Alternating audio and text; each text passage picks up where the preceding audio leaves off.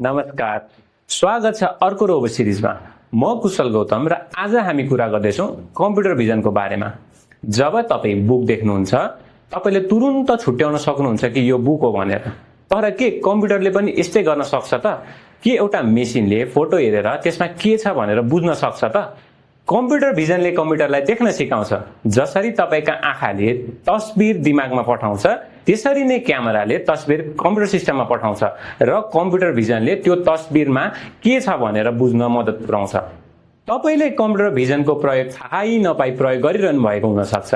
जब तपाईको फोन अनुहार हेरेर खुल्छ, त्यो कम्प्युटर भिजन हो।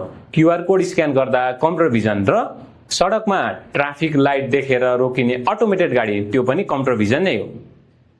कम्प्युटर भिजनले मानिसहरूको जीवन पनि बदल्न सक्छ। जस्तै जो व्यक्ति देख्न सक्दैनन्, उनीहरूको लागि स्मार्ट क्यामेराले वरिपरि कुरा बताउन सक्छ।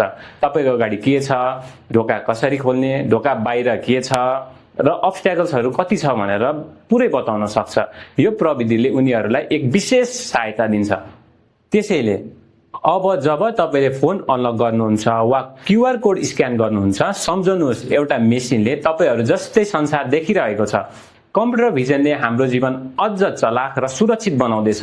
हुन सक्छ भविष्यमा तपाईहरुले पनि यस्तै कुरा बनाउन सक्नुहुन्छ जसले संसार देख्नेछ। यदि तपाईलाई यो उपयोगी लाग्यो भने अटोमेसन र रोबोटिक्स सम्बन्धी जानकारीका लागि हामीलाई फलो गर्नुहोस्।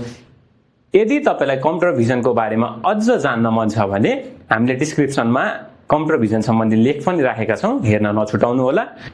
र यस्तै जानकारीका लागि रोबो आरम्भ पेज फलो गर्नुहोला। फेरि भेटौँला अर्को रोबो सिरिजमा। हस्त धन्यवाद।